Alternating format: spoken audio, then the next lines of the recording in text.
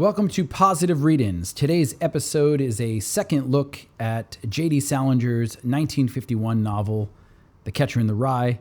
I previously made a video on this based on an essay that I wrote. You can read that essay on Substack. Please check it out. Today's focus is on the social history of The Catcher in the Rye, as explored by Stephen Whitfield in his 1997 essay called Cherished and Cursed Towards a Social History of The Catcher in the Rye. Whitfield is an American scholar of American social and political history, and the essay is largely an exploration or read-in of The Catcher in the Rye as a work that was in development and kind of discussion, maybe dialectical development with the Cold War, which it was synchronous with. The essay begins by attempting to explain the popularity of The Catcher in the Rye and primarily the main character, Holden Caulfield, drawn on many different writers, in this case, though, Stefan Canfer.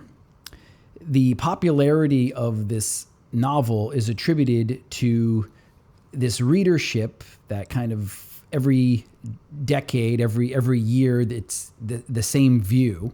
And the way that this is described, this similar worldview, this resonating with Holden, is described as, quote, objections to schlock and vulgarity and physical decline, and preferences for the pastoral over the machine, a reluctance to inherit what the grown-ups have bequeathed, a fantasy of withdrawal and retreat to the countryside. So this is ultimately a conservative perspective, this idea that the world has degraded from some prior, better past, and that the way to rectify this is to retreat from it and go back to that past. Popular entertainment is looked at as being, as he calls, schlock. This would be trash. And I think we get plenty of echoes of that even to today.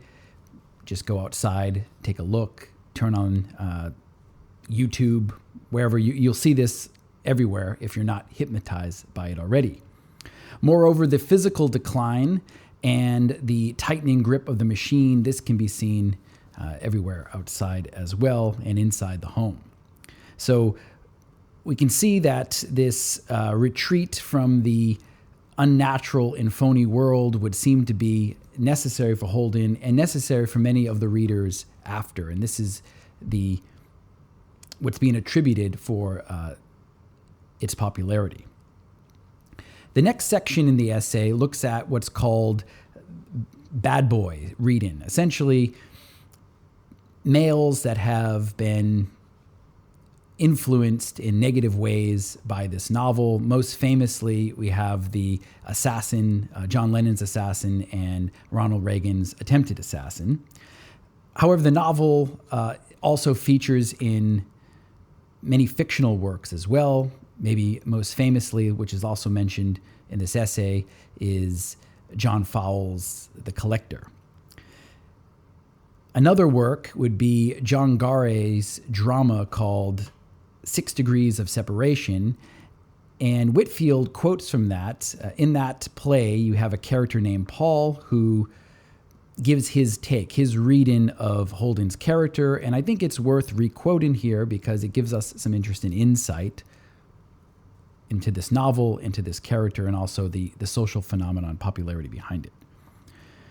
Quote, Holden hates all phoniness and only lies to others, wants everyone to like him, is only hateful, and is completely self-involved. In other words, a pretty accurate picture of a male adolescent. And what alarms me about this book, not the book so much as the aura about it, is this. The book is primarily about paralysis. The boy can't function, but the aura around this book of Salinger's, which perhaps should be read by everyone but young men, is this. It mirrors like a funhouse mirror and amplifies like a distorted speaker one of the great tragedies of our times, the death of the imagination. So 3 things stand out to me as being important for this fictional analysis of Holden Caulfield and the novel The Catcher in the Rye. One is the male adolescence. The second is paralysis. And the final one is the death of the imagination. So the novel is thought to be a bad influence on boys, not necessarily because of its content, but what Paul calls the aura. And I could see the attraction to that. Essentially, you have a young man who is looking at the social ills and railing against them. They're ignored by everyone, but he's not going to ignore them. He's going to call them out. And for that, it's a pretty enticing character. However, he doesn't ultimately do anything about this, and that's a problem here, and it's going to continue to be a problem into the future. So that's the paralysis that's being identified, and this paralysis we can certainly see in the population today, but unfortunately, breakthroughs in that paralysis often take the form of acts of mindless violence. And this connects to the third point, the death of the imagination. Drawn on the read-in, A.C. Bradley's read-in of Macbeth, which I used in my Macbeth video, Bradley saw Macbeth being deterred by his imagination, deterred from acts of violence because he could imagine the kind of harm that he could cause others, even though ultimately it didn't work for Macbeth. But in a world with no imagination, with the death of imagination, we can only imagine that we will have a more savage world. Right? People will be leading themselves with their hearts, their passions, their desires, and not actually imagining or sympathizing with the pain that they could cause. And that, I think, is the world we're living into today. And I think Holden, in The Catcher in the Rye, was describing the formation of that world.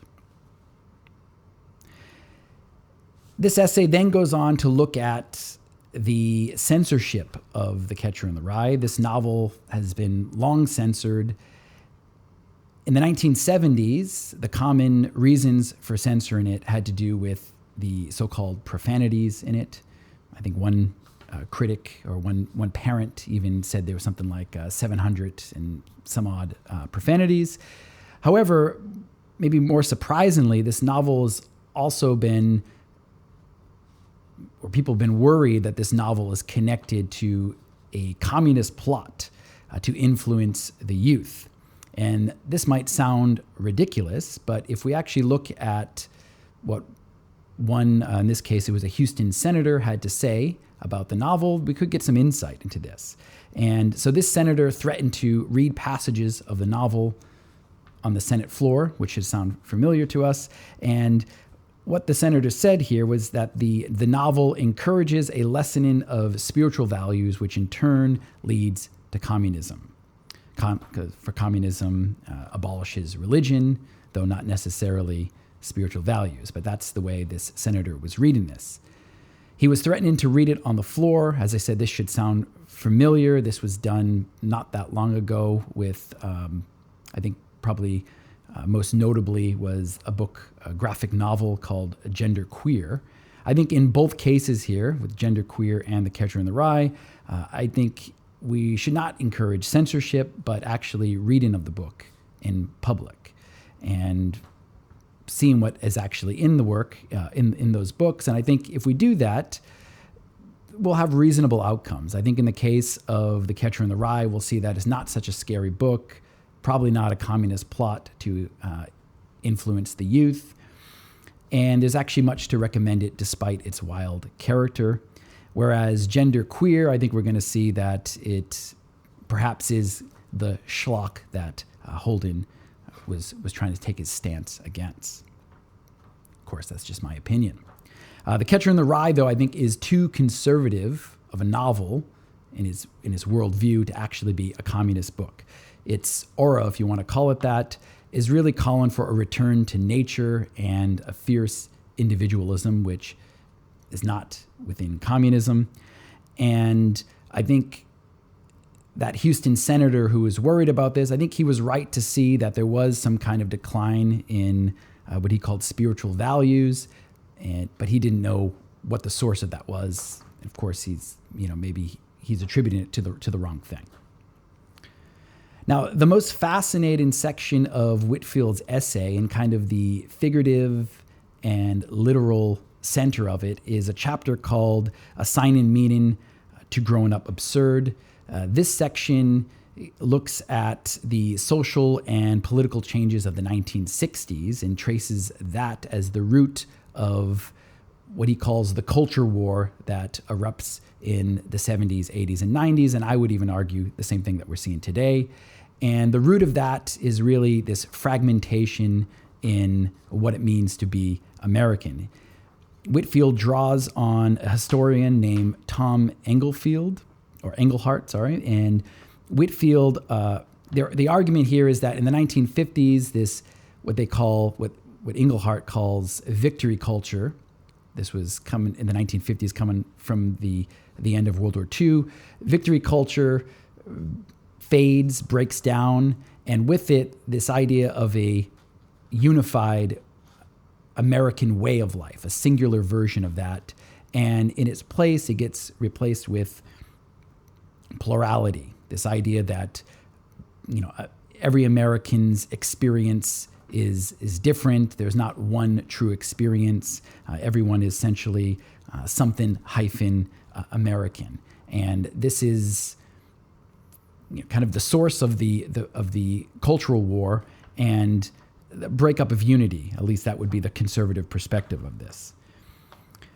In this argument, which Whitfield does not support fully, but other critics have, this argument that this novel is kind of a forerunner to the rebellious period of the 60s and 70s. But in this argument, this novel is presented as a minor view of the 50s that took a decade to catch on, and especially when we get into the Vietnam War, it really takes off. And it becomes this, what the critics call a catalyst of revolt and an important kind of mover within this social and cultural war. These critics acknowledge that even though Holden lacks the will to try to change society, he, in the perspective that he's offering in the novel, is kind of at least getting readers to conceive of an urgent need for some kind of change. And I'm going to quote from this part here. So these critics say that the novel is offering a serious critical mimesis of bourgeois life in the eastern United States, circa 1950, of snobbery, privilege, class injury, culture as a badge of superiority, sexual exploitation, education subordinated to status, warped social feeling, competitiveness, stunted human possibility, and thus mirrors a contradiction of bourgeois society and of advanced capitalism, which promises many good things but frustrates their acquisition and equitable distribution. And I think we can see that I think most of this is true, right? This is what the novel is depicting, and certainly advanced capitalism does promise many goods, but does not deliver on those, at least not in a equitable way. Now, the argument, though, that Holden is paralyzed here. He's not offering any kind of solutions for this, but he's offering a perspective, and this perspective is connected to Charles Reich, who wrote a book called The Greening of America. And in that book, he offered a concept called the consciousness three. This is kind of the hippie countercultural perspective of the mainstream. And critics were saying that this is what Holden was offering. Holden is kind of a forerunner to this consciousness three.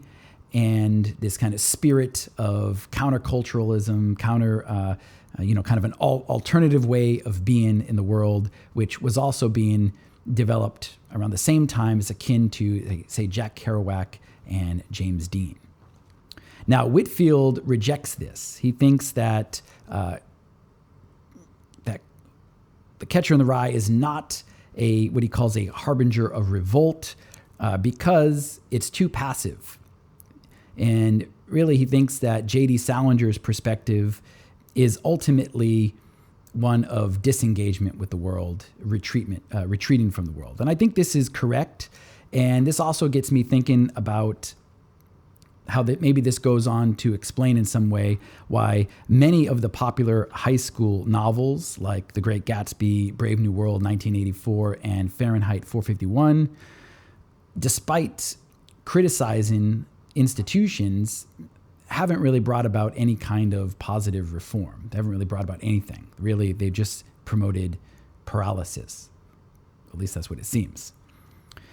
So if The Catcher in the Rye was not censored, however, because it was a trigger for revolt, then Whitfield asks, what is the controversy? Why has it been censored? And that's what we need to look at to really understand the social history of this book.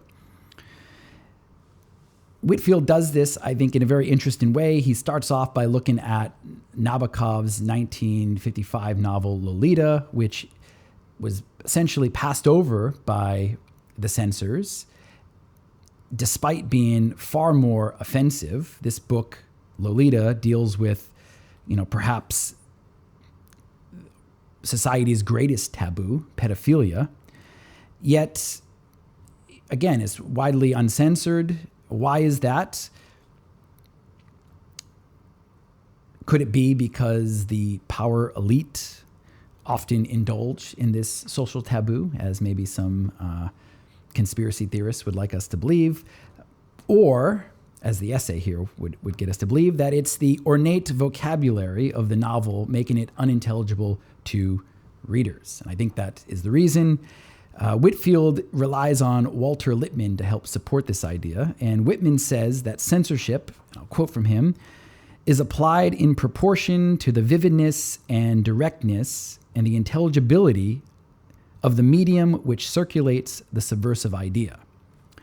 So what he means by that is, in a work that is more direct, more vivid, then it needs more censorship. So film, just by the sake of watching it as opposed to reading it, will need more censorship than, say, in newspapers. And obviously, further down, we're going to get books.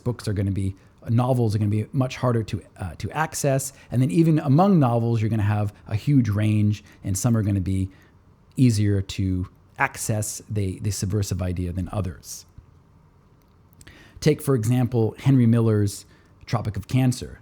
Again, this novel is far more offensive than Catcher in the Rye, but it's also far more difficult. And this novel is not one that is, sure, it was censored for a long time, but now it's hardly talked about. So The Catcher in the Rye rose in popularity essentially when two things were happening. One, you had this, what's called a paperback revolution, so books were becoming more accessible to everyone. And also at the same time, you had the Cold War, where you had this greater concern and worry that there was a communist plot to kind of break up the unity of Americans, and people were seeing that in the 60s and 70s, so they were worried about that.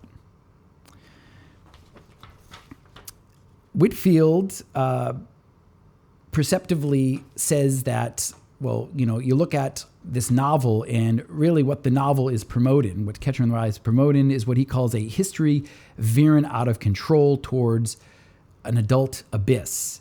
And this increasingly could not be hidden, could not be kept from the children. And to see this adult abyss, is to see what he calls here the powerlessness of American adults. This was actually, he's quoting this from Pamela Steinler. And more effectively, Pamela Steinler claims that the novel, again, I'm going to quote here, depicts a social reality in which the American character cannot develop in any meaningful sense beyond adolescence. So again, this is what The Catcher in the Rye is showing and why it's so disturbing, really, to parents at a time of, say, the Cold War, and their kids getting hands on all these different books, that they're seeing that the American character cannot develop in any meaningful way beyond adolescence. And again, I think this is a powerful description because it's also a description of our contemporary times. And, I just think about all the examples that we have of this today: internet memes, all day pot smoking, vapors, video gamers, adult readers of young adult books, public wearers of sweatpants, right? So we can get plenty of examples, and et cetera, et cetera. But in the 1960s, 70s, and 80s, parents still believed that they could have some kind of impact by controlling what their children were getting their hands on, okay? Whitfield refers again to Lippmann, who grounds censorship not in the suppression of ideas, but in withholding them from those who are young or unprivileged or otherwise undependable. And I think what he means by undependable is they do not depend on some institution for their livelihood. So implied in Lippmann's assessment, we can see that the real danger is that children or the unprivileged pose to the state. And really, this is a weakness in the state's defenses, probably because children, one, are impressionable, and also they're going to inherit the world, that the future society. And of course, the unprivileged are dangerous because they have less to lose and far more anger. And we can see this in modern censorship. Think of VPNs in China, which allow the elite essentially unfettered access to the internet, but they are not available for the most part, to children and certainly the poor. For them, they just get this kind of addictive and stupefying content that many of the other people get as well. Okay, obviously that's a big, powerful tool in keeping people dumb and not questioning. Another great example of this would be during the COVID pandemic, when virtually every citizen became as impressionable, potentially, as a child. And at that intersection of fear and the financial incentives, it became very important to withhold information, to censor, and to try to construct a narrative for the way people are going to believe and think. The desperation, I think, has always been there, and that's increasing more and more, especially after COVID. So censorship is a bipartisan ailment. That's my line, not Whitfield. But it often takes different ideological targets and aims. And I think largely the left, the so-called progressives, have come off looking far less cartoonish than the conservatives, at least historically. But I think that changed greatly after the first election of Donald Trump, where we had a kind of a swing on the far more left-leaning censorship, or censorship from the left, and more concern. And I think, more concern about what the culture is consuming. And I think this also aligns very well with another topic brought up in this essay, which is the death of the imagination. And I think a great cringe example of this would be in 2018, there was a GQ article that was offering a replacement of less offensive books for 21 classics. Let's get rid of these sexist and racist books, and let's replace them with, these others. And the second on the list was a replacement for The Catcher in the Rye. You had novelist Andre Aciman, who wrote Call Me By Your Name, which I believe features the making love to a peach. And he was offering to replace this book with Olivia, which is, quote, a subtle and beautiful lesbian novel, because he saw no literary value or merit in The Catcher in the Rye. That's what he says here. So I think this mainstream debasement of quality, which is mainstream. It's promoted by what I would call the consensus left that kind of controls mainstream publishing and influence in education. Of course, it's this debasement of quality is coincident also with a lack of interest in literature. I think these things are related. And also the fact that literature just doesn't have cultural impact any longer. So The Catcher in the Rye's social history is nostalgic for showing kind of the place that literature once had, the impact that literature once had, but it's also instructive for thinking about and understanding the future of information control. Let me know what you think. Let me know what your experience is with this novel, with censorship. Thank you for listening.